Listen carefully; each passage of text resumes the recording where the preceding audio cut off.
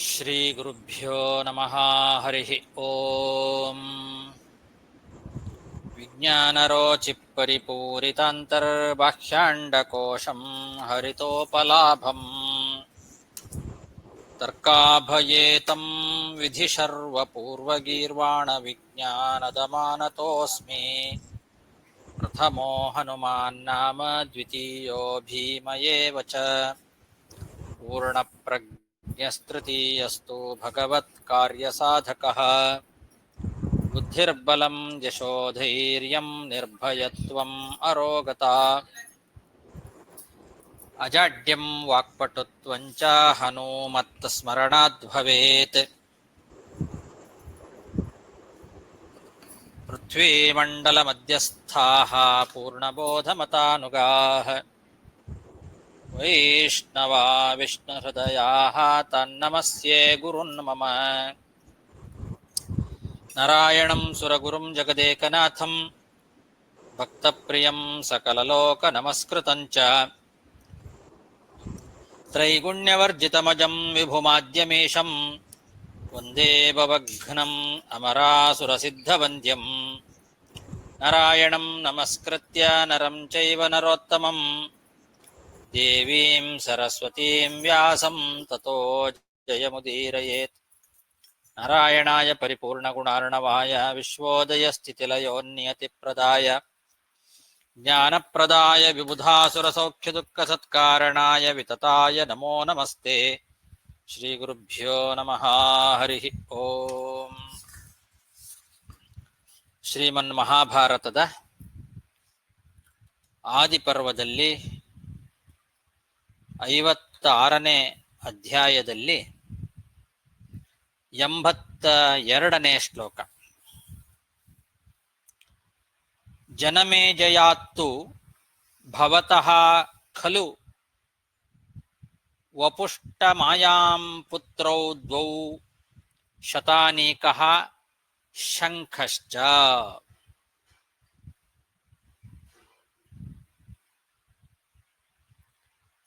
81 ಪರೀಕ್ಷಿತ್ತು ಖಲು ಮುದ್ರವತೀಂ ನಾಮ ಉಪಯೇಮೆ ತಸ್ಯಾಂ ತತ್ರ ಭವಾನ್ ಜನಮೇಜಯಃ. ಪರೀಕ್ಷಿತ್ ರಾಜ ಏನಿದ್ದಾನೆ ಅವನಿಗೆ ಮುದ್ರವತಿ ಎಂಬುದಾಗಿ ಹೆಂಡತಿ. ಆ ಮುದ್ರವತಿಯನ್ನ ಮದುವೆ ಮಾಡ್ಕೊಳ್ತಾನೆ. ಅವಳಲ್ಲಿ ಅವನಿಗೆ ಹುಟ್ಟಿದ ಮಗ ನೀನು ಜನಮೇಜಯ ಅಂತ ಜನಮೇಜಯನಿಗೆ ವೈಶಂಪಾಯನರು ಹೇಳ್ತಾ ಇದ್ದಾರೆ. ನೀನು ಅಂದ್ರೆ ಜನಮೇಜಯ, ನೀನು ಮುದ್ರಾವತಿ ಎಲ್ಲಿ ಪರೀಕ್ಷಿತ ಮಹಾರಾಜನಿಗೆ ಹುಟ್ಟಿದವನು. ಜನಮೇಜಯನಾದ ನಿನ್ನಿಂದ ವಪುಷ್ಟಮ ಎಂಬುವಳಲ್ಲಿ ಶತಾನೀಕ ಮತ್ತು ಶಂಖ ಎಂಬಂತಹ 2 ಮಕ್ಕಳು ಹುಟ್ಟಿದ್ದಾರೆ. ಪರೀಕ್ಷಿತ್ತು ಖಲು ಮುದ್ರವತೀಂ ನಾಮ ಉಪಯೇಮೆ ತಸ್ಯಾಂ ತತ್ರ ಭವಾನ್ ಜನಮೇಜಯಃ. ಜನಮೇಜಯಾತ್ತು ಭವತಃ ಖಲು ವಪುಷ್ಟಮಾಯಾಂ ಪುತ್ರೌ ದ್ವೌ ಶತಾನೀಕಃ ಶಂಖಶ್ಚ. ಶತಾನೀಕಸ್ತು ಖಲು ವೈದೇಹೀಂ ಉಪಯೇಮೆ ತಸ್ಯಾಂ ಅಸ್ಯ ಜಜ್ಞೆ ಪುತ್ರೋ ಅಶ್ವಮೇಧ ದತ್ತಃ. ಜನಮೇಜಯನ ಮಗ ಶತಾನೀಕ ಏನಿದ್ದಾನೆ ಅವನು ವೈದೇಹಿಯನ್ನ ಮದುವೆ ಮಾಡ್ಕೊಳ್ತಾನೆ. ಆ ವೈದೇಹಿಯಲ್ಲಿ ಶತಾನೀಕನಿಗೆ ಅಶ್ವಮೇಧ ದತ್ತ ಎಂಬಂತಹ ಮಗ ಹುಟ್ಟುತ್ತಾನೆ. ಶತಾನೀಕಸ್ತು ಖಲು ವೈದೇಹೀಂ ಉಪಯೇಮೆ ತಸ್ಯಾಂ ಅಸ್ಯ ಜಜ್ಞೆ ಪುತ್ರೋ ಅಶ್ವಮೇಧ ದತ್ತಃ. ಇತ್ಯೇವ ಪೂರ್ವೋರ್ವಂಶಶ್ಚ ಪಾಂಡವಾನಾಂ ಚ ಕೀರ್ತಿತಃ. ಪೂರ್ವೋರ್ವಂಶಮಿಮಂ ಶ್ರುತ್ವಾ ಸರ್ವಪಾಪೈ ಪ್ರಮುಚ್ಯತೆ. ಹೀಗೆ ಪುರುವಿನ ವಂಶ ಇದು. ಪೂರ್ವ ಮಹಾರಾಜನ ವಂಶದಲ್ಲಿ ಮತ್ತು ಪಾಂಡವರ ವಂಶದಲ್ಲಿ ಬಂದಂತಹ ಈ ಎಲ್ಲ ವ್ಯಕ್ತಿಗಳ ಬಗ್ಗೆ ಶ್ರವಣವನ್ನ ಯಾರು ಮಾಡ್ತಾರೋ ಅವರು ಸರ್ವ ಪಾಪಗಳಿಂದಲೂ ಮುಕ್ತರಾಗ್ತಾರೆ ಅಂತ. ಶತಾನಿಕ ಮತ್ತಿನ್ನು ಪರೀಕ್ಷಿತ್ ಹರೇ ಶ್ರೀನಿವಾಸ ಹಾ, ಶತಾನಿಕ ಮತ್ತಿನ್ನೊಬ್ಬ ಮಗನ ಹೆಸರು ಅಂತ ಹೇಳುತ್ತೆ. ಶಂಖ. ಶಂಖ. ಶತಾನೀಕ ಮತ್ತು ಶಂಖ ಅಂತ ಇಬ್ಬರು ಮಕ್ಕಳು. ಅದರಲ್ಲಿ ಶತಾನೀಕ ಎಂದು ಹೇಳಿದ್ದಾರೆ, ಶಂಖ ಎಂದು ಏನು ಹೇಳಿಲ್ಲ. ಹಾ, ಶತಾನೀಕನ ಮಗ ಅಶ್ವಮೇಧ ದತ್ತ ಅಂತ ಅಲ್ಲಿವರೆಗೆ ವರ್ಣನೆ ಮಾಡಿ, ಈ ರೀತಿ ಪೂರ್ವವಂಶದ ರಾಜರುಗಳ ವಂಶದ ಚರಿತ್ರೆಯನ್ನ ನಾನು ನಿನಗೆ ಹೇಳಿದ್ದೇನೆ. ಇದನ್ನ ಕೇಳಿದವರು ಸಕಲ ಪಾಪಗಳಿಂದಲೂ ಮುಕ್ತರಾಗ್ತಾರೆ. ಪೂರ್ವಿನ ವಂಶ ಮತ್ತು ಪಾಂಡವರ ವಂಶ, ಪೂರ್ವೋರ್ವಂಶಶ್ಚ ಮತ್ತು ಪಾಂಡವಾನಾಂಚ, ಅವರ ವಂಶವನ್ನ ಕೀರ್ತಿತಃ ಶ್ರವಣ ಮಾಡಿದವರು, ಕೀರ್ತನೆ ಮಾಡಿದವರು ಸರ್ವಪಾಪೈ ಪ್ರಮುಚ್ಯತೆ, ಶ್ರುತ್ವಾ ಸರ್ವಪಾಪೈ ಪ್ರಮುಚ್ಯತೆ, ಇದನ್ನು ಕೇಳೋದ್ರಿಂದಲೇ ಸಕಲ ಪಾಪಗಳು ಕೂಡ ಪರಿಹಾರವಾಗ್ತದೆ. ಇತ್ಯೇವ ಪೂರ್ವೋರ್ವಂಶಶ್ಚ ಪಾಂಡವಾನಾಂಚ ಕೀರ್ತಿತಃ ಪೂರ್ವೋರ್ವಂಶಮಿಮಂ ಶ್ರುತ್ವಾ ಸರ್ವಪಾಪೈ ಪ್ರಮುಚ್ಯತೆ. ಇತಿ ಶ್ರೀಮನ್ಮಹಾಭಾರತೆ ಶತಸಹಸ್ರಿಕಾಯಾಂ ಸಂಹಿತಾಯಾಂ ವೈಯಾಸಿಕ್ಯಾಂ ಆದಿಪರ್ವಣಿ ಷಟ್ಪಂಚಾಶತ್ತಮೋಧ್ಯಾಯಃ. ಶ್ರೀಕೃಷ್ಣಾರ್ಪಣಮಸ್ತು. ಇಲ್ಲಿಗೆ ಆದಿಪರ್ವದಲ್ಲಿ 56ನೇ ಅಧ್ಯಾಯ ಮುಗಿತು. ಮುಂದೆ 57ನೇ ಅಧ್ಯಾಯವನ್ನ ಪ್ರಾರಂಭ ಮಾಡೋದಕ್ಕಿಂತ ಮುಂಚೆ ಈ ವಿಷಯದಲ್ಲಿ ಮಧ್ವಾಚಾರ್ಯರು ಕೊಟ್ಟಂತಹ ನಿರ್ಣಯವನ್ನ ನೋಡೋಣ. ಮಹಾಭಾರತ ತಾತ್ಪರ್ಯ ನಿರ್ಣಯ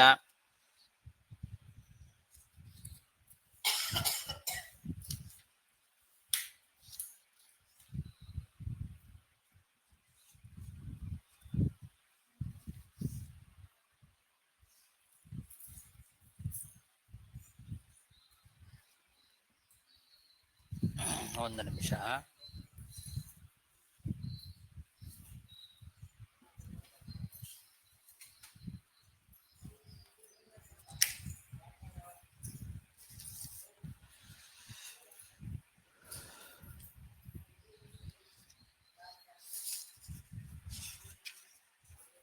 ತಾತ್ಪರ್ಯ ನಿರ್ಣಯ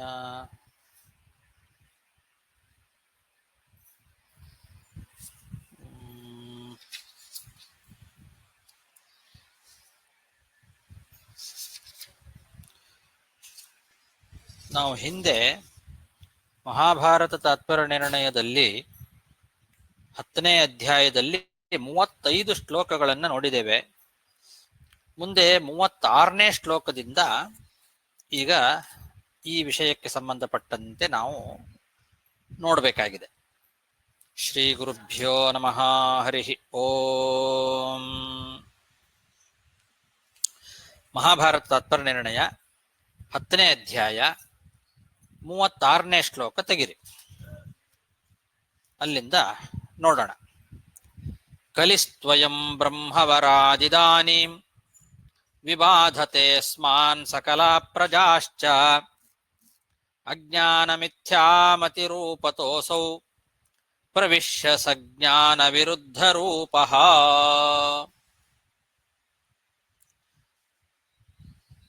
ಕಲಿ ಯಥಾರ್ಥ ಜ್ಞಾನಕ್ಕೆ ವಿರುದ್ಧ ಸ್ವರೂಪ.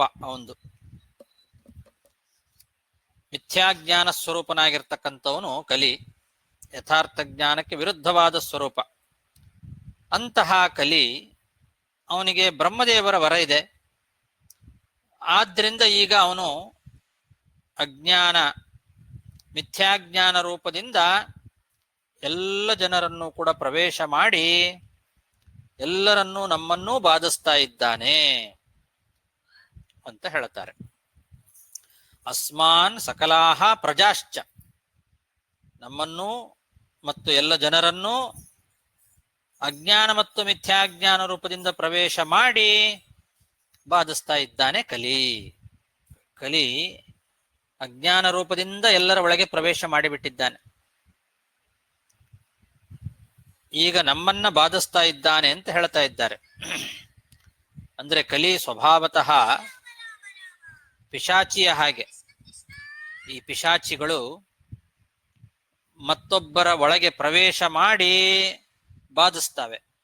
ಹಾಗೆ ಇವನು ಕಲಿಯು ಕೂಡ ಪಿಶಾಚಿಯಂತೆ ಜನರನ್ನ ಒಳಗೆ ಪ್ರವೇಶ ಮಾಡಿ ಅವರ ಬುದ್ಧಿಯನ್ನ ಹಾಳು ಮಾಡ್ತಾನೆ.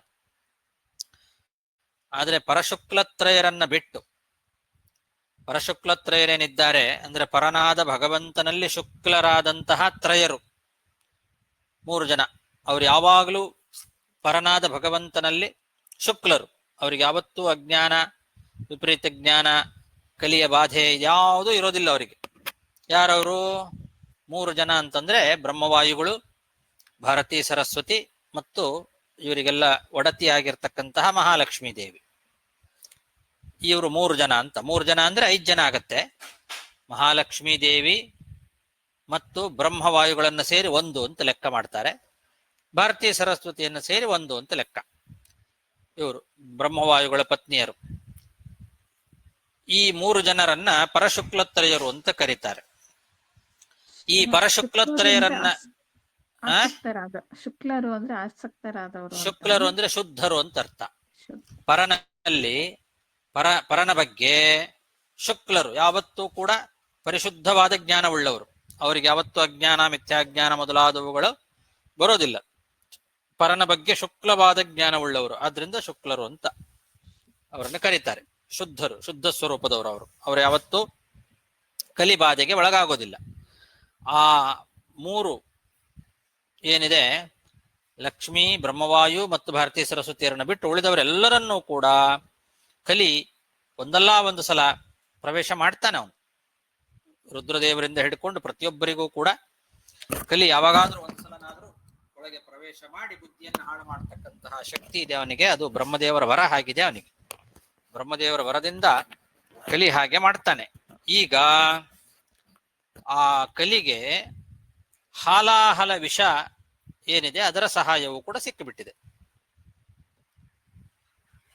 ಹಾಲಾಹಲ ವಿಷ ಅದು ಬಂದು ಸ್ವಲ್ಪ ಆ ಕಡೆ ಈ ಕಡೆ ಎಲ್ಲ ಕಡೆಗೆ ಸ್ಪ್ರೆಡ್ ಆಯ್ತಲ್ಲ, ಅದರ ಜೊತೆ ಅದರದ್ದು ಒಂದು ಸಹಾಯ ಸಿಕ್ತವನಿಗೆ ಕಲಿಗೆ. ಮೊದಲೇ ಅವನು ಬ್ರಹ್ಮದೇವರ ವರದಿಂದ ಎಲ್ಲರನ್ನೂ ಪೀಡಿಸ್ತಕ್ಕಂಥವನು. ಜೊತೆಗೆ ಈ ಹಾಲಾಹಲದ ವಿಷದ ಒಂದು ಸಹಾಯವೂ ಸಿಕ್ಕಿಬಿಟ್ಟಿದೆ.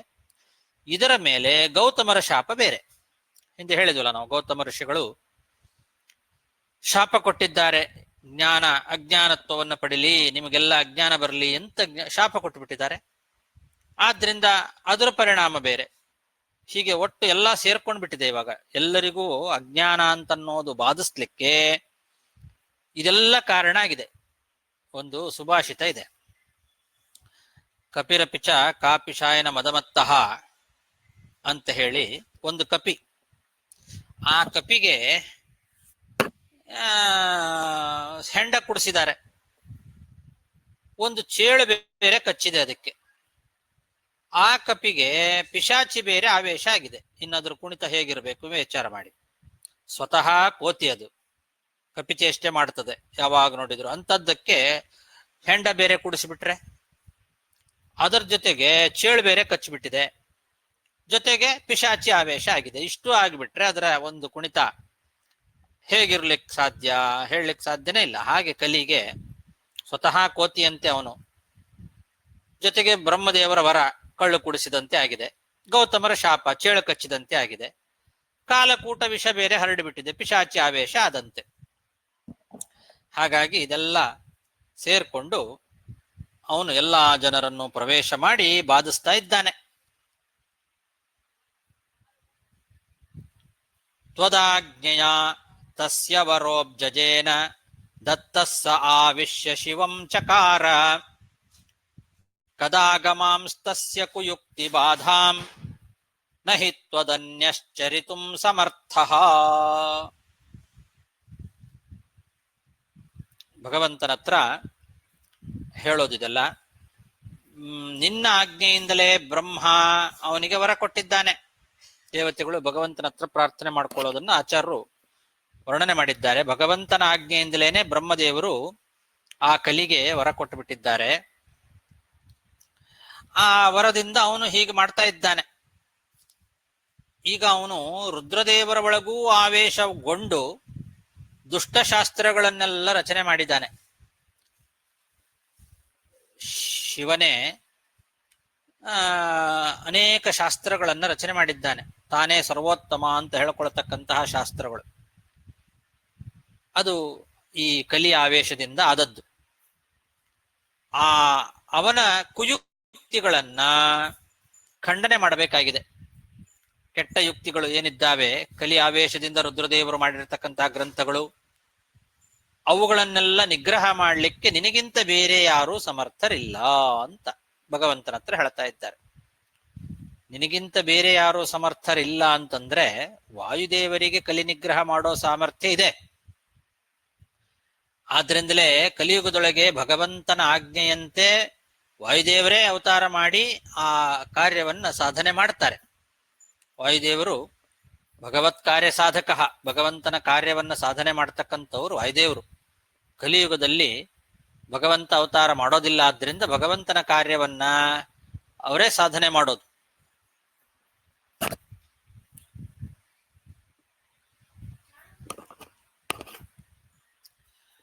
ಆದರೆ ಸ್ವತಂತ್ರವಾಗಿ ಅಲ್ಲ, ಸ್ವತಂತ್ರವಾಗಿ ಅವರು ಸಾಧನೆ ಮಾಡ್ತಕ್ಕಂಥವ್ರಲ್ಲ, ಭಗವಂತನ ಆಜ್ಞೆಯಿಂದ ಮಾಡ್ತಾರೆ. ಸ್ವತಂತ್ರವಾಗಿ ಕಾರ್ಯ ಸಾಧನೆ ಮಾಡಲಿಕ್ಕೆ ಸಮರ್ಥನಾದವರು ನೀನೊಬ್ಬನೇ ಅನ್ನೋ ಅಭಿಪ್ರಾಯದಿಂದ ನಹಿತ್ವದನ್ಯ ಚರಿತುಂ ಸಮರ್ಥ ಅಂತ ಹೇಳಿದ್ದಾರೆ. ನಿನ್ನನ್ನು ಬಿಟ್ರೆ ಬೇರೆ ಯಾರಿಗೂ ಸಾಮರ್ಥ್ಯ ಇಲ್ಲ ಅಂದ್ರೆ ಸ್ವತಂತ್ರವಾಗಿ ಸಾಮರ್ಥ್ಯ ಇಲ್ಲ. ಭಗವಂತನ ಆಜ್ಞೆಯಿಂದ ವಾಯುದೇವರು ಮಾಡಬಲ್ಲರು ಅನ್ನೋದನ್ನ ಸೇರಿಸ್ಕೊಳ್ಬೇಕು, ಜೊತೆಗಿಟ್ಟುಕೊಳ್ಬೇಕು. ತ್ವದಾಜ್ಞೆಯಾ ತಸ್ಯ ವರೋಬ್ಜಜೇನ ದತ್ತಸ್ಸ ಆವಿಶ್ಯ ಶಿವಂ ಚಕಾರ ಕದಾಗಮಾಂಸ್ತಸ್ಯ ಕುಯುಕ್ತಿ ಬಾಧಾಂ ನಹಿ ತ್ವದನ್ಯಶ್ಚರಿತುಂ ಸಮರ್ಥಃ. ವೇದಾಶ್ಚ ಸರ್ವೇ ಸಹ ಶಾಸ್ತ್ರ ಸಂಘಾಃ ಉತ್ಸಾದಿತಾಸ್ತೇನ ನ ಸಂತಿ ತೇದ್ಯ ತತ್ಸಾಧು ಭೂಮಾವತೀರ್ಯ ವೇದಾನ್ ಉದ್ಧೃತ್ಯ ಶಾಸ್ತ್ರಾಣಿ ಕುರುಷ್ವ ಸಮ್ಯಕ್. ಶಾಸ್ತ್ರ ಸಮೂಹಗಳ ಜೊತೆಗೆ ಎಲ್ಲ ವೇದಗಳು ಕೂಡ ಈ ಕಲಿಯಿಂದ ನಾಶ ಆಗಿಬಿಟ್ಟಿದ್ದಾವೆ. ಈಗ ಅದ್ಯಾವುದೂ ಇಲ್ಲ, ಎಲ್ಲವನ್ನೂ ನಾಶ ಮಾಡಿಬಿಟ್ಟಿದ್ದಾನೆ ಕಲಿ. ಎಲ್ಲ ವೇದಗಳು, ಶಾಸ್ತ್ರಗಳು ಎಲ್ಲವೂ ನಾಶ ಆಗಿಬಿಟ್ಟಿದೆ. ಆದ್ರಿಂದ ನೀನು ಭೂಮಿಯಲ್ಲಿ ಅವತಾರ ಮಾಡಿ ವೇದಗಳನ್ನ ಉದ್ಧಾರ ಮಾಡಿ ಶಾಸ್ತ್ರಗಳನ್ನು ಕೂಡ ಚೆನ್ನಾಗಿ ರಚನೆ ಮಾಡು ಅಂತ ದೇವತೆಗಳೆಲ್ಲ ಭಗವಂತನ ಹತ್ತಿರ ಪ್ರಾರ್ಥನೆಯನ್ನ ಮಾಡ್ಕೊಳ್ತಾ ಇದ್ದಾರೆ.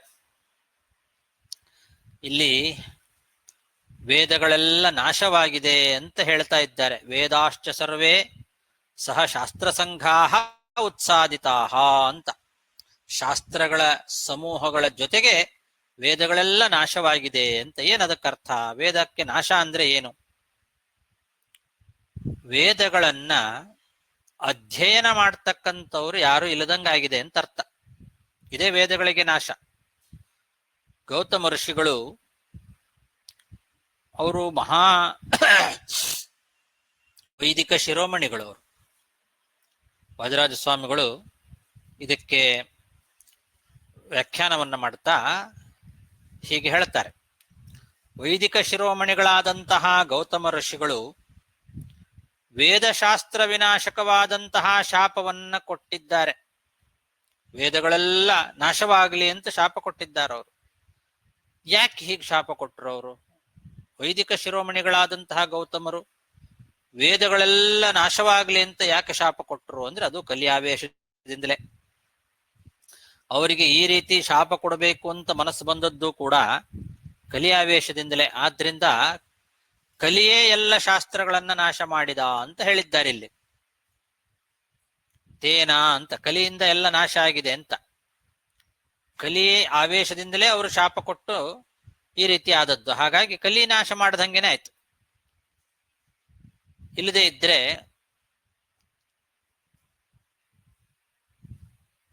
ಯಾರೋ ಮಾಡಿದ್ದಕ್ಕೆ ಇನ್ಯಾರೋ, ಈಗ ಉದಾಹರಣೆಗೆ ಅಪರಾಧವನ್ನ ಮಾಡಿದವನು ಗಜೇಂದ್ರ. ಆ ಗಜೇಂದ್ರನಿಗೆ ಶಾಪ ಕೊಟ್ಟವರು ಅಗಸ್ತ್ಯ ಋಷಿಗಳು. ಶಿಷ್ಯರು ಅಪರಾಧ ಮಾಡಿದ್ದಕ್ಕೆ ಶಿಷ್ಯರಿಗೆ ಗೌತಮರು ಶಾಪ ಕೊಡಬೇಕಾಗಿತ್ತು. ನಿರಪರಾಧಿಯಾದಂತಹ ವೇದಶಾಸ್ತ್ರವನ್ನ ದ್ವೇಷ ಮಾಡಿದ್ದ ಯಾಕೆ ಅಂದ್ರೆ ಅದು ಕಲಿ ಆವೇಶದಿಂದ. ಯಾರು ಅಪರಾಧ ಮಾಡಿದ್ದಾರೋ ಅವರಿಗೆ ಶಾಪ ಕೊಡಬೇಕು. ಅದು ಬಿಟ್ಟು ವೇದಶಾಸ್ತ್ರ ನಾಶ ಆಗಲಿ ಅಂತ ಶಾಪ ಕೊಡ್ಲಿಕ್ಕೆ ಕಾರಣ ಕಲಿ ಆವೇಶದಿಂದ ಅಂತ.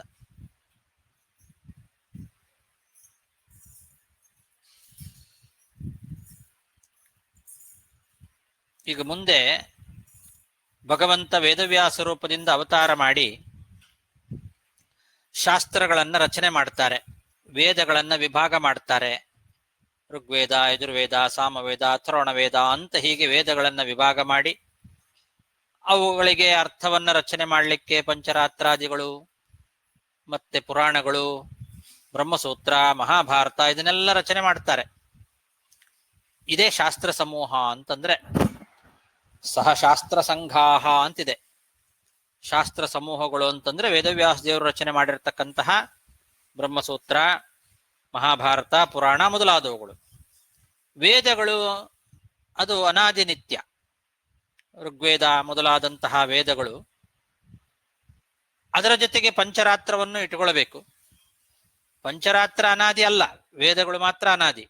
ಪಂಚರಾತ್ರಾದಿಗಳು ಸಾಧಿಯೇ, ಆದರೂ ಅವುಗಳನ್ನ ಭಗವಂತ ಆದಿ ಸೃಷ್ಟಿಯಲ್ಲಿ ರಚನೆ ಮಾಡ್ತಾನೆ.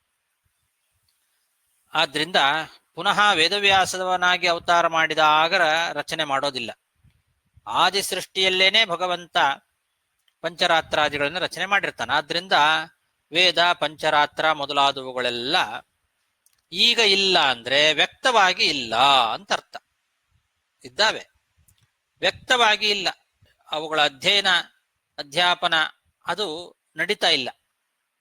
ಅವುಗಳನ್ನ ವೇದವ್ಯಾಸ ಅವತಾರದಲ್ಲಿ ಭಗವಂತ ವ್ಯಕ್ತಗೊಳಿಸಬೇಕು. ಮತ್ತೆ ಹೊಸದಾಗಿ ಬ್ರಹ್ಮಸೂತ್ರಗಳನ್ನ, ಮಹಾಭಾರತ, ಪುರಾಣ ಮೊದಲಾದವುಗಳನ್ನು ರಚನೆ ಮಾಡಬೇಕು ಅನ್ನೋದು ದೇವತೆಗಳ ಅಪೇಕ್ಷೆ. ಇದಿಷ್ಟು ವಾದಿರಾಜ ಸ್ವಾಮಿಗಳು ನಮಗೆ ನಿರ್ಣಯ ಕೊಡ್ತಾ ಇದ್ದಾರೆ. ವೇದಾಶ್ಚ ಸರ್ವೇ ಸಹ ಶಾಸ್ತ್ರ ಸಂಘಾಃ ಉತ್ಸಾದಿತಾಸ್ತೇನ ನ ಸಂತಿ ತೇದ್ಯ ತತ್ಸಾಧು ಭೂಮಾವತೀರ್ಯ ವೇದಾನ್ ಉದ್ಧೃತ್ಯ ಶಾಸ್ತ್ರಾಣಿ ಕುರುಷ್ವ ಸಮ್ಯಕ್. ಅದೃಶ್ಯಮಜ್ಞೇಯಮತರ್ಕ್ಯ ರೂಪಂ ಕಲಿಂ ನಿಲೀನಂ ಹೃದಯೇಖಿಲಸ್ಯ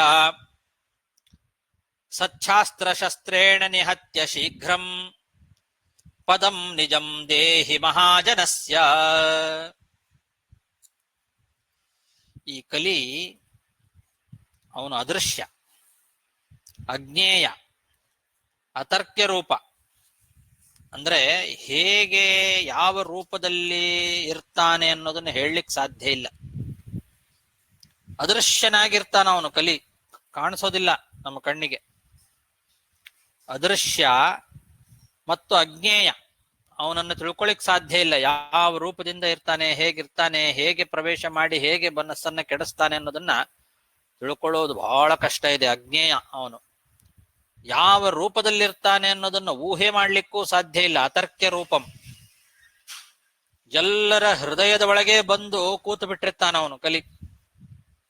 ಹಾಗಾಗಿ ಅವನನ್ನ ಸಚ್ಛಾಸ್ತ್ರ ಶಸ್ತ್ರೇಣ ನಿಹತ್ಯ, ಬೇರೆ ಹೊರಗಿನ ಶಸ್ತ್ರ ಅಸ್ತ್ರಗಳಿಂದ ಅವನನ್ನ ಸಂಹಾರ ಮಾಡ್ಲಿಕ್ಕೆ ಸಾಧ್ಯ ಇಲ್ಲ. ಸಚ್ಛಾಸ್ತ್ರಗಳೆಂಬ ಅಸ್ತ್ರದಿಂದಲೇ ಅವನನ್ನ ಸಂಹಾರ ಮಾಡಬೇಕು. ಒಳ್ಳೆ ಉತ್ತಮವಾದ ಶಾಸ್ತ್ರಗಳೆಂಬ ಶಸ್ತ್ರದಿಂದ ಅವನನ್ನ ಸಂಹಾರ ಮಾಡಿ ಬೇಗನೆ ಭಕ್ತ ಜನರಿಗೆ ನಿನ್ನ ಲೋಕವನ್ನು ಕೊಡು ಅಂತ ದೇವತೆಗಳು ಪ್ರಾರ್ಥನೆ ಮಾಡ್ತಾ ಇದ್ದಾರೆ. ಶಾಸ್ತ್ರ ಅಂತನ್ನೋ ಒಂದು ಅಸ್ತ್ರದಿಂದ ಕಲಿಯನ್ನ ಸಂಹಾರ ಮಾಡೋದು ಅಂದ್ರೇನು? ಶಾಸ್ತ್ರದ ಜ್ಞಾನದಿಂದ ಅಜ್ಞಾನ ಪರಿಹಾರ ಆಗ್ತದೆ, ಮಿಥ್ಯಾಜ್ಞಾನ ಪರಿಹಾರವಾಗ್ತದೆ. ಈ ಅಜ್ಞಾನ ಮತ್ತು ಮಿಥ್ಯಾಜ್ಞಾನ ರೂಪದಿಂದಲೇ ಕಲಿ ಎಲ್ಲರ ಹೃದಯದೊಳಗೆ ಪ್ರವೇಶ ಮಾಡಿದವನು. ಹಾಗಾಗಿ ಅಜ್ಞಾನ ಮಿಥ್ಯಾಜ್ಞಾನಾದಿಗಳು ಪರಿಹಾರ ಮಾಡಿದ್ರೆ ಕಲಿ ಶರೀರವನ್ನ ನಾಶ ಮಾಡಿದ ಹಾಗೇನೆ, ಕಲಿ ವಧೆ ಆದಂಗೆನೆ. ಅದು ಕಲಿ ಅಜ್ಞಾನಾದಿ ಶರೀರದವನಾದ್ರಿಂದ, ಆ ಶರೀರದಿಂದಲೇ ಎಲ್ಲರನ್ನ ಪ್ರವೇಶ ಮಾಡಿದವನಾದ್ರಿಂದ ಶಾಸ್ತ್ರ ಅನ್ನೋ ಅಸ್ತ್ರದಿಂದ ಅವನನ್ನ ನಾಶ ಮಾಡೋದು ಅಂದ್ರೆ ಅಜ್ಞಾನವನ್ನ ಪರಿಹಾರ ಮಾಡ್ಕೊಳ್ಳೋದು. ಜ್ಞಾನ ಸಂಪಾದನೆ ಮಾಡಿ ಅಜ್ಞಾನವನ್ನ ಪರಿಹಾರ ಮಾಡಿಬಿಟ್ರೆ ಅಜ್ಞಾನ ನಾಶ ಆಯ್ತು, ಮಿಥ್ಯಾಜ್ಞಾನ ನಾಶ ಆಯ್ತು ಅಂದ್ರೆ ಕಲಿಯ ಶರೀರ ನಾಶ ಆಯ್ತು ಅಂತ ಅರ್ಥ. ಹೀಗೆ ಆ ಕಲಿಯನ್ನ ನಾಶ ಮಾಡಿ ಎಲ್ಲರಿಗೂ ಕೂಡ ನಿನ್ನ ಭಕ್ತ ಜನರಿಗೆ ನಿನ್ನ ಲೋಕವನ್ನ ಕರುಣಿಸು ಅಂತ ಪ್ರಾರ್ಥನೆ ಮಾಡ್ತಾ ಇದ್ದಾರೆ. ಅದೃಶ್ಯಮಜ್ಞೇಯಮತರ್ಕ್ಯ ರೂಪಂ ಕಲಿಂ ನಿಲೀನಂ ಹೃದಯೇಖಿಲಸ್ಯ ಸಚ್ಛಾಸ್ತ್ರ ಶಸ್ತ್ರೇಣ ನಿಹತ್ಯ ಶೀಘ್ರಂ ಪದಂ ನಿಜಂ ದೇಹಿ ಮಹಾಜನಸ್ಯ ಋತೆ ಭವಂತಂ ನಹಿತಂ ನಿಹಂತ ತ್ವಮೇಕ ಏವಾಖಿಲ ಶಕ್ತಿ ಪೂರ್ಣಃ ತತೋ ಭವಂತಂ ಶರಣಂ ಗತಾ ವಯಂ ತಮೋ ನಿಹತ್ಯೈ ನಿಜಬೋಧ ವಿಗ್ರಹಂ. ಈ ಕಲಿಯನ್ನ ಸಂಹಾರ ಮಾಡೋಂಥವ್ರು ನಿನ್ನನ್ನು ಬಿಟ್ರೆ ಬೇರೆ ಇನ್ಯಾರು ಇಲ್ಲ. ನೀನೊಬ್ಬನೇ ಸರ್ವಶಕ್ತಿ ಸಂಪನ್ನ, ಸಕಲ ಗುಣ ಪರಿಪೂರ್ಣ. ಆದ್ರಿಂದ ಅಜ್ಞಾನವನ್ನ ನಾಶ ಮಾಡ್ಲಿಕ್ಕೋಸ್ಕರ ಸ್ವರೂಪ ಜ್ಞಾನ ಶರೀರಿಯಾದ ನಿನ್ನನ್ನೇ ನಾವು ಶರಣಾಗತರಾಗಿದ್ದೇವೆ ಅಂತ ಇದ್ದಾರೆ. ಕಲಿಯನ್ನ ನಿಗ್ರಹ ಮಾಡೋದು ಭಗವಂತನನ್ನ ಬಿಟ್ರೆ ಬೇರೆ ಇನ್ಯಾರಿಗೂ ಸಾಧ್ಯ ಇಲ್ಲ. ಮುಂದೆ ಕಲ್ಕಿ ರೂಪದಿಂದ ಕಲಿಯನ್ನ ಸಂಹಾರ ಮಾಡ್ತಾನೆ ಭಗವಂತ ಅಂತನ್ನೋದು ಪ್ರಸಿದ್ಧವೇ ಆಗಿದೆ. ಹಾಗಾಗಿ ಭಗವಂತನೇ ಅವನನ್ನ ಕೊಲ್ಲಬೇಕು. ನಿನ್ನನ್ನ ಬಿಟ್ರೆ ಬೇರೆ ಇನ್ಯಾರು ಅವನನ್ನ ಸಂಹಾರ ಮಾಡಲಿಕ್ಕೆ ಸಾಧ್ಯ ಇಲ್ಲ. ಆದ್ರಿಂದ ನಿನ್ನನ್ನೇ ನಾವು ಶರಣಾಗತರಾಗಿದ್ದೇವೆ, ನೀನೇ ಈ ಕೆಲಸವನ್ನ ಮಾಡು ಅಂತ ಪ್ರಾರ್ಥನೆ ಮಾಡ್ತಾ ಇದ್ದಾರೆ. ಋತೆ ಭವಂತಂ ನಹಿತಂ ನಿಹಂತ ತ್ವಮೇಕ ಏವಾಖಿಲ ಶಕ್ತಿ ಪೂರ್ಣಃ ತತೋ ಭವಂತಂ ಶರಣಂ ಗತಾ ವಯಂ ತಮೋ ನಿಹತ್ಯೈ ನಿಜಬೋಧ ವಿಗ್ರಹಂ. ಆಚಾರ್ಯ, ಆ ಇದು ಒಂದು ಪದ ಇಲ್ಲಿ ಇದರಲ್ಲಿ ಸೇರಿಸಿದ್ದಾರೆ. ತಮೋ ನಿಹತ್ಯೈ ಮಹಾಭಾರತ ತಾತ್ಪರ್ಯ ನಿರ್ಣಯ ನಿಬೋಧ ವಿಗ್ರಹಂ ಹಾಕಿದ್ದಾರೆ. ಇದು ಮಹಾಭಾರತ ತಾತ್ಪರ್ಯ ನಿರ್ಣಯ ಎಂಬುದು ಯಾಕೆ ಕೊಟ್ಟಿದ್ದಾರೆ ಅಂತ ಗೊತ್ತಿಲ್ಲ. ಅದು ಮಧ್ಯದಲ್ಲಿ ಮಹಾಭಾರತ ತಾತ್ಪರ್ಯ ಅನ್ನೋದು ಮೇಲೆ ಪ್ರಿಂಟ್ ಆಗ್ಬೇಕಾಗಿದ್ದು ಕೆಳಗೆ ಬಂದಿರ್ಬೇಕು. ಇದು ಮಹಾಭಾರತ ತಾತ್ಪರ್ಯದ್ದೇ ಇದೆಲ್ಲ ಶ್ಲೋಕಗಳು. ನಾನು ಯಾಕೆ ಅದು ಆ ಪದ ಹಾಕಿದ್ರೆ ಅದು ಗೊತ್ತ, ಅದಕ್ಕೆ ಕೇಳಿದೆ. ಅದು ಪ್ರಿಂಟ್ ನೀವು ಅಲ್ಲಿ ಮೇಲಿದ್ದದ್ದು ಕೆಳಗೆ ಜಾರ್ಕೊಂಡಿರ್ಬೇಕು ಮೋಸ್ಟ್ಲಿ. ತಮೋ ನಿಹತ್ಯೈ ನಿಜಬೋಧ ವಿಗ್ರಹಂ ಅಂತಾನೆ ಶ್ಲೋಕ. ಆ ಮಧ್ಯದಲ್ಲಿ ಆ ಮಹಾಭಾರತ ತಾತ್ಪರ್ಯ ಅನ್ನೋದು ಸೇರ್ಕೊಂಡಿದೆ ಅಲ್ಲಿ. ಅದನ್ನಲ್ಲಿ ಬ್ರಾಕೆಟ್ ಹಾಕೊಂಡ್ಬಿಡ್ರಿ. ಇದೆಲ್ಲ ಮಹಾಭಾರತ ತಾತ್ಪರ್ಯದ್ದೇ 10ನೇ ಅಧ್ಯಾಯದ 40ನೇ ಶ್ಲೋಕ ಇವಾಗ ನಾನು ಹೇಳಿದ್ದು.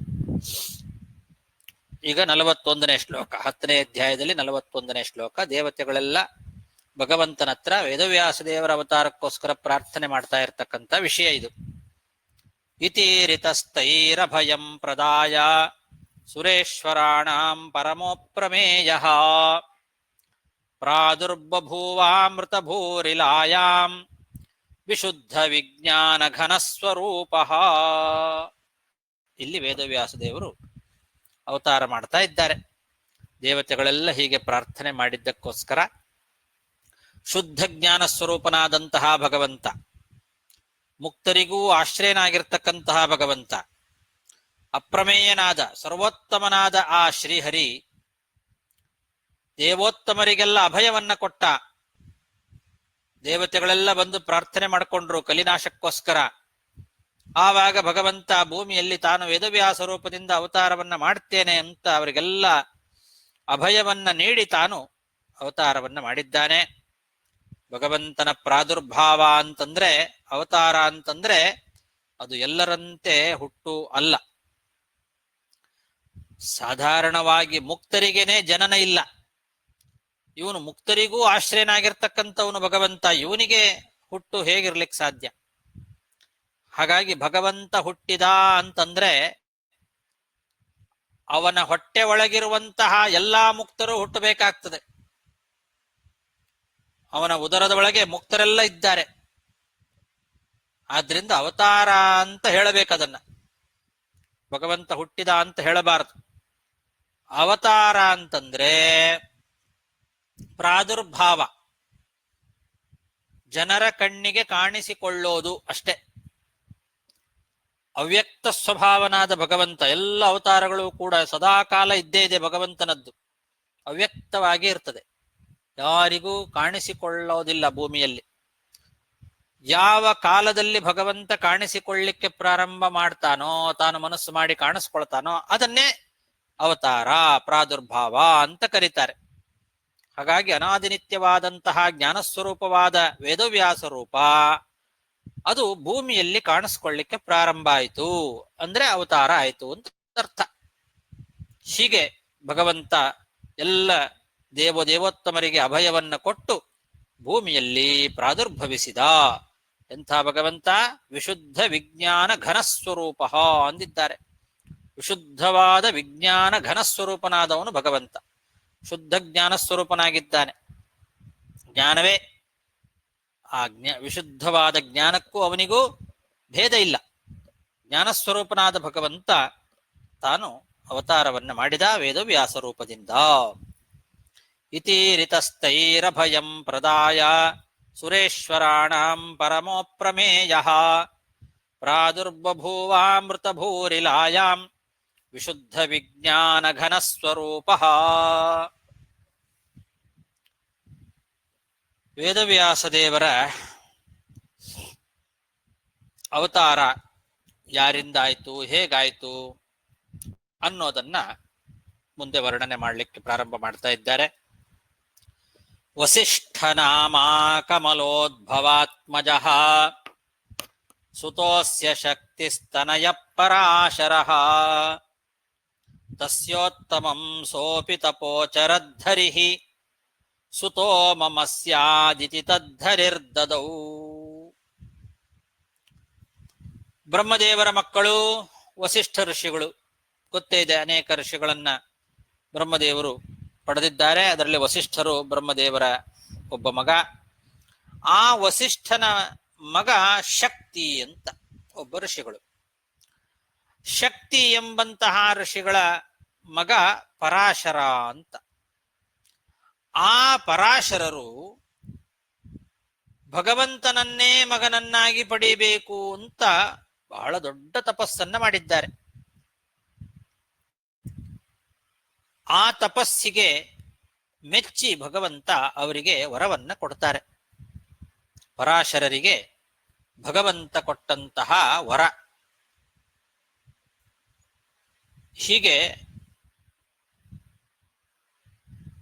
ಆ ವಸಿಷ್ಠ ಋಷಿಗಳ ಒಂದು ವಂಶದ ಚರಿತ್ರೆಯನ್ನ ಹೇಳ್ತಾ ಬರ್ತಾ ಇದ್ದಾರೆ.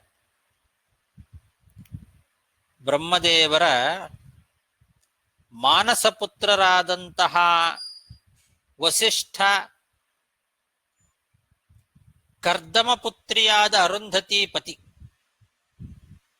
ಕರ್ದಮರ ಮಗಳು ಅರುಂಧತಿ ದೇವಿ. ಆ ಅರುಂಧತಿಯ ಪತಿ ವಸಿಷ್ಠರ ಋಷಿಗಳು. ರುದ್ರದೇವರ ಶಾಪದಿಂದ ಸತ್ತ ಮೇಲೆ ಬ್ರಹ್ಮನ ಯಜ್ಞಕುಂಡದಿಂದ ಹುಟ್ಟಿ ಅಕ್ಷಮಾಲೆಯನ್ನ ಮದುವೆ ಮಾಡಿಕೊಂಡು ಇಕ್ಷ್ವಾಕು ವಂಶದ ರಾಜಪುರೋಹಿತರಾಗಿದ್ದಾರೆ ವಸಿಷ್ಠ ಋಷಿಗಳು. ಆದರೂ ಕೂಡ ನಿಮಿ ಎಂಬಂತಹ ಒಬ್ಬ ರಾಜನ ಶಾಪದಿಂದ ಸತ್ತು ಮಿತ್ರಾವರುಣರ ವೀರ್ಯದಿಂದ ಕಲಶದಲ್ಲಿ ಅಗಸ್ತ್ಯನ ಸೋದರನಾಗಿ ಹುಟ್ಟಿ ನಾರದರ ಸೋದರಿಯಾದಂತಹ ಅರುಂಧತಿ ದೇವಿಗೆ ಪತಿಯಾಗಿ ಶಕ್ತಿ ಮುಂತಾದಂತಹ 100 ಮಂದಿ ಮಕ್ಕಳಿಗೆ ತಂದೆಯಾಗ್ತಾರೆ ಈ ವಸಿಷ್ಠ ಋಷಿಗಳು.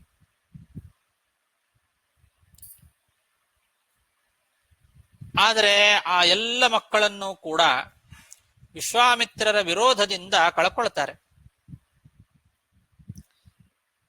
ಅಂತಹ ಆ ವಸಿಷ್ಠ ಋಷಿಗಳ ಮೊಮ್ಮಗನೇ ಪರಾಶರ ಎಂಬಂತಹ ಋಷಿ. ಆ ಪರಾಶರರು ಭಗವಂತನನ್ನೇ ಮಗನನ್ನಾಗಿ ಪಡೆಯಬೇಕು ಅಂತ ಉತ್ತಮವಾದ ತಪಸ್ಸನ್ನ ಮಾಡ್ತಾರೆ. ಆ ತಪಸ್ಸಿಗೆ ಮೆಚ್ಚಿ ಭಗವಂತ ಸಂತುಷ್ಟನಾಗಿ ಪರಾಶರರಿಗೆ ಹೇಳ್ತಾನೆ, ವಸಿಷ್ಠ ನಾಮ ಕಮಲೋದ್ಭವಾತ್ಮಜಃ ಸುತೋಸ್ಯ ಶಕ್ತಿಸ್ತನಯ ಪರಾಶರಃ ತಸ್ಯೋತ್ತಮಂ ಸೋಪಿ ತಪೋಚರದ್ಧರಿಃ ಸುತೋ ಮಮ ಸ್ಯಾದಿತಿ ತದ್ಧರಿರ್ದದೌ.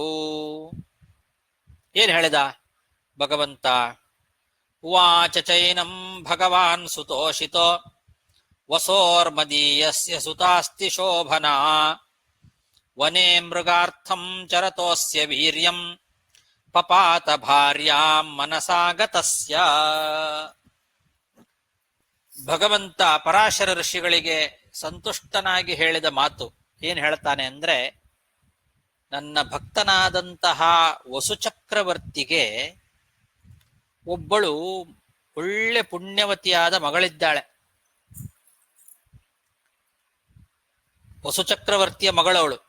ಹೇಗೆ ಅಂದ್ರೆ, ಅವನು ವಸುಚಕ್ರವರ್ತಿ ಬೇಟೆಗೆ ಅಂತ ಕಾಡಿನಲ್ಲಿ ಸಂಚಾರವನ್ನ ಮಾಡ್ತಾ ಇದ್ದಾಗ ಅವನಿಗೆ ತನ್ನ ಹೆಂಡತಿ ನೆನಪಾಗ್ತದೆ. ಕಾಡಿಗೆ ಬೇಟೆ ಆಡ್ಲಿಕ್ಕೆ ಅಂತ ಹೋಗಿರ್ತಾನೆ, ತನ್ನ ಹೆಂಡತಿ ನೆನಪಾಗ್ತದೆ. ಆ ಹೆಂಡತಿಯ ನೆನಪಾಗಿದ್ರಿಂದಲೇನೆ ಅವನ ವೀರ್ಯ ಪತನ ಆಗಿಬಿಡ್ತದೆ. ಆ ಕಥೆಯನ್ನ ಹೇಳ್ತಾ ಆ ಮಗಳು, ವಸುಚಕ್ರವರ್ತಿಗೆ ಮಗಳು ಸತ್ಯವತಿ ಹೇಗೆ ಹುಟ್ಟಿದ್ಲು ಅಂತನ್ನೋದನ್ನ ವರ್ಣನೆ ಮಾಡ್ತಾರೆ. ಈ ವಸುಚಕ್ರವರ್ತಿ ಪೂರ್ವವಂಶದ ಒಬ್ಬ ರಾಜ. ಅವನು ವೈರಾಗ್ಯದಿಂದ ಶಸ್ತ್ರಸನ್ಯಾಸ ಮಾಡಿ ಆಶ್ರಮದಲ್ಲಿ ವಾಸ ಮಾಡ್ತಾ ಇದ್ದ. ಆವಾಗ ಇಂದ್ರಾದಿ ದೇವತೆಗಳೆಲ್ಲ ಅವನ ಮನಸ್ಸನ್ನ ಒಲಿಸಿ ಅವನನ್ನ ಚೇದಿ ದೇಶಕ್ಕೆ ರಾಜನನ್ನಾಗಿ ಮಾಡಿದರು.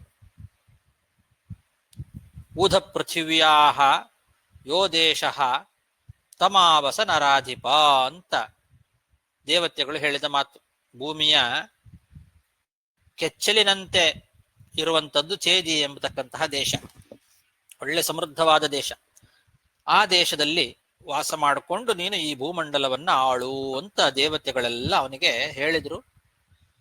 ಭೂಮಿಯ ಕೆಚ್ಚಲಿನಂತೆ ಇರುವಂತಹ ದೇಶ ಅಂತಂದ್ರೆ ಉತ್ತರ ಅಭಿಮುಖಳಾದಂತಹ ಗೋರೂಪಳಾದ ಪರಶುರಾಮ ಭೂಮಿಯ ಕೆಚ್ಚಲಿನಂತೆ ಇರುವ ಪರಶುರಾಮ ಕ್ಷೇತ್ರ, ಅದನ್ನ ಬಸರೂರು ಅಂತ ಕರೀತಾರೆ. ಚೇದಿ ದೇಶ ಬಸರೂರು ಅಂತ ಅದನ್ನ ಕರೀತಾರೆ. ವಾದಿರಾಜ ಸ್ವಾಮಿಗಳು ಲಕ್ಷಾಲಂಕಾರದಲ್ಲಿ ಹೇಳ್ತಾರೆ, ಬಸರೂರು ಎಂಬಂತಹ ಪರಶುರಾಮ ಕ್ಷೇತ್ರದಲ್ಲಿ ಬರ್ತಕ್ಕಂತಹ ಒಂದು ಊರು.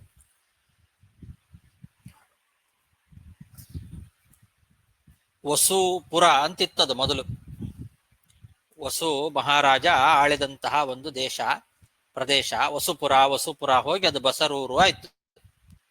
ಅಲ್ಲಿ ಎಲ್ಲ ಕಡೆಯಲ್ಲಿ ಯಜ್ಞ ವೇದಿಕೆಗಳನ್ನ ನಿರ್ಮಾಣ ಮಾಡಿ ಯಜ್ಞ ಮಾಡಲಿಕ್ಕೆ ಅಂತ ಅಹಿಚ್ಛತ್ರದಿಂದ ಬ್ರಾಹ್ಮಣರನ್ನ ಕರೆಸಬೇಕು ಅಂತ ವಸುಚಕ್ರವರ್ತಿಗೆ ದೇವತೆಗಳು ಆದೇಶ ಮಾಡಿದ್ರು.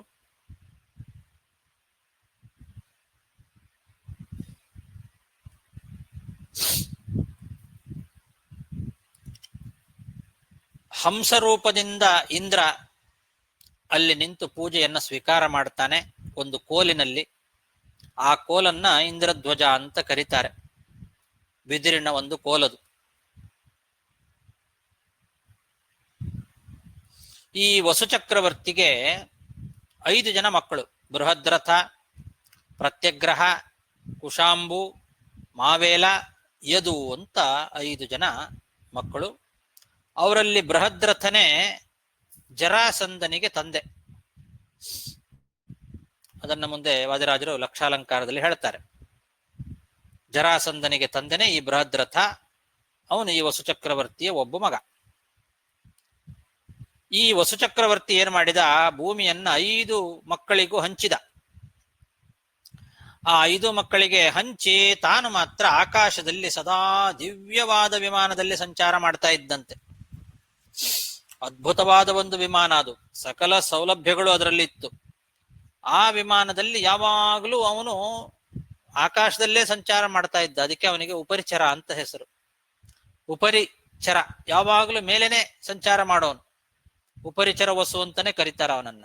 ಅದು ಮತ್ತೊಂದು ಹೆಸರಾಯ್ತು ಅವನಿಗೆ.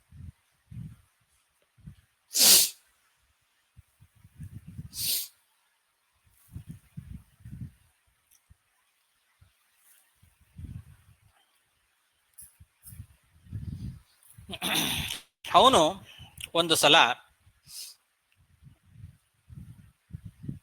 ವಸುಪುರದ ಬಳಿಯಲ್ಲಿ ಒಂದು ನದಿ, ಶುಕ್ತಿಮತಿ ಅಂತನ್ನೋ ಒಂದು ನದಿ ಹರಿತಾ ಇರತಕ್ಕಂತಹ ಒಂದು ನದಿ. ಆ ನದಿಯ ಮಗಳು ಗಿರಿಕಾ ಅಂತ. ಆ ಗಿರಿಕೆ ವಸುರಾಜನ ಪತ್ನಿ. ಅವಳು ಒಮ್ಮೆ ಋತುಸ್ನಾತಳಾಗಿದ್ದಾಗ ಪಿತೃದೇವತೆಗಳು ಬಂದು ವಸುರಾಜನಿಗೆ ಹೇಳ್ತಾರೆ, ಜಿಂಕೆಯ ಮಾಂಸದಿಂದ ನಮಗೆ ಶ್ರಾದ್ದ ಭೋಜನ ಕೊಡು ಅಂತ ಕೇಳ್ತಾರೆ. ಪಿತೃದೇವತೆಗಳೇ ಬಂದು ಜಿಂಕೆಯ ಮಾಂಸದಿಂದ ನಮಗೆ ಶ್ರಾದ್ದ ಮಾಡು, ಪಿಂಡ ಹಾಕು ಅಂತ. ಅದಕ್ಕೋಸ್ಕರ ಅವನೇನ್ ಮಾಡ್ತಾನೆ, ಶ್ರಾದ್ದಕ್ಕೋಸ್ಕರ ಜಿಂಕೆಯ ಮಾಂಸವನ್ನು ಹುಡುಕ್ತಾ ಕಾಡಿಗೆ ಹೋಗ್ತಾನೆ ಬೇಟೆಯಾಡ್ಲಿಕ್ಕೆ ಅಂತ. ಹೋಗುವಾಗ ಮನೆಯಲ್ಲಿ ಹೆಂಡತಿ ಅವಳು ಋತುಮತಿ ಆಗಿರ್ತಾಳೆ, ಋತುಸ್ನಾತಳಾಗಿರ್ತಾಳೆ. ಅವಳನ್ನೇ ಮನಸ್ಸಿನಲ್ಲಿ ನೆನೆಸ್ಕೊಳ್ತಾ ಹೋಗ್ತಾನೆ. ಬೇಟೆಗೆ ಹೋದಾಗ ತುಂಬಾ ಆಯಾಸ ಆಗ್ತದೆ. ಒಂದು ಮರದ ಕೆಳಗೆ ವಿಶ್ರಾಂತಿ ತಗೊಳ್ಳಿಕ್ಕೆ ಅಂತ ಅಲ್ಲಿ ಕುತ್ಕೊಂಡಾಗ ಅವನಿಗೆ ಸ್ವಪ್ನ ಆಗ್ತದೆ.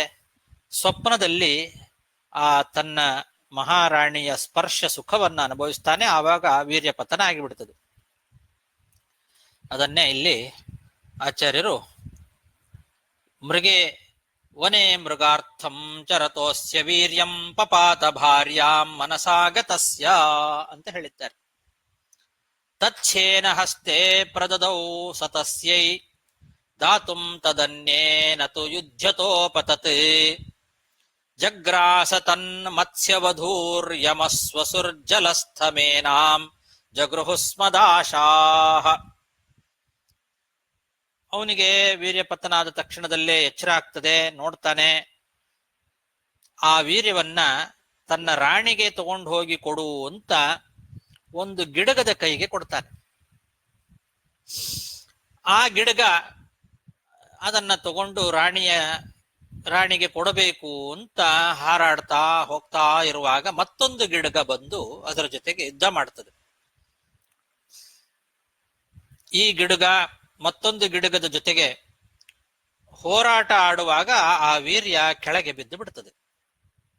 ಯಮುನಾ ನದಿಯ ಮೇಲೆ ಹೋಗ್ತಾ ಇರುವಾಗ ಈ ಒಂದು ಘಟನೆ ನಡೀತದೆ. ಆ ಯಮುನಾ ನದಿಯನ್ನ ದಾಟಿಕೊಂಡು ಮೇಲೆ ಆ ಗಿಡಗ ಹೋಗ್ತಾ ಇರುವಾಗ ಮತ್ತೊಂದು ಗಿಡಗ ಬಂದು ಅದರ ಜೊತೆಗೆ ಹೋರಾಡ್ತಾ ಇರುವಾಗ, ಯುದ್ಧ ಮಾಡುವಾಗ ಆ ವೀರ್ಯ ಕೆಳಗೆ ಯಮುನಾ ನದಿಯಲ್ಲಿ ಬಿತ್ತು. ಯಮುನಾ ನದಿಯಲ್ಲಿ ಒಂದು ಹೆಣ್ಣು ಮೀನು ಅದನ್ನು ನುಂಗಿಬಿಡುತ್ತೆ. ವಸುರಾಜನ ವೀರ್ಯವನ್ನ ಒಂದು ಹೆಣ್ಣು ಮೀನು ಅದು ಆ ಯಮುನಾ ನದಿಯಲ್ಲಿತ್ತು, ಅದು ನುಂಗಿಬಿಟ್ಟಿದೆ.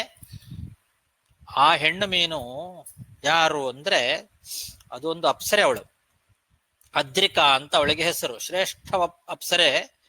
ಬ್ರಹ್ಮದೇವರ ಶಾಪದಿಂದ ಮೀನಾಗಿ ಹುಟ್ಟಿದೆ.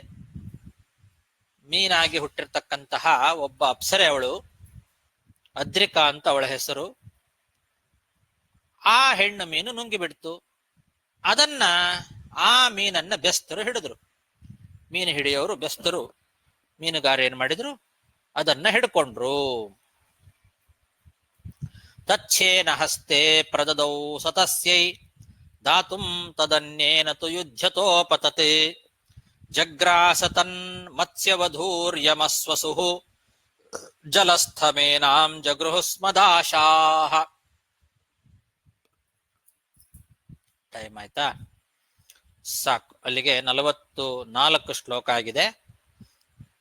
ಮುಂದಿಂದು ಮತ್ತೆ ನಾಳೆ ದಿವಸ ನೋಡೋಣ. ಶ್ರೀಕೃಷ್ಣಾರ್ಪಣಮಸ್ತು. ನಮಸ್ಕಾರ ಗುರುಗಳೇ. ಹರಿ ಶ್ರೀನಿವಾಸ, ನೀವು ವಸು ಚಕ್ರವರ್ತಿ ಅಂತ ಹೇಳಿದ್ರೆ ಅದು ಮತ್ತೆ ಇನ್ನು ಪರಿಸರ ವಸು ಇಬ್ರು ಒಬ್ರೇನಾ? ಅಲ್ಲ ಒಬ್ರೇ ಅಂತಾನೆ ಹೇಳ್ತಾರೆ. ಒಬ್ರೇನಾ? ಸ್ಕಂದ ಪುರಾಣದಲ್ಲಿ ಒಂದು ಕತೆ ಬರ್ತದೆ. ಆ ಸ್ಕಂದ ಪುರಾಣದಲ್ಲಿ ಬರುವಂತಹ ವೈಷ್ಣವ ಖಂಡದ ಪ್ರಕಾರ ಆಯುವಿನ ಮಗ ಅಮಾವಸು ಅಂತಿದ್ದಾನೆ, ಅವನು ಉಪರಿಚರ ವಸು ಅಂತ ಹೇಳ್ತದೆ. ಇವನೇ ಅವನು ಕೃತಯಜ್ಞ ಎಂಬಂತಹ ರಾಜನ ಮಗನಾಗಿ ದ್ವಾಪರ ಯುಗದಲ್ಲಿ ಹುಟ್ಟಿದ ಅಂತ ಹೇಳ್ತಾರೆ.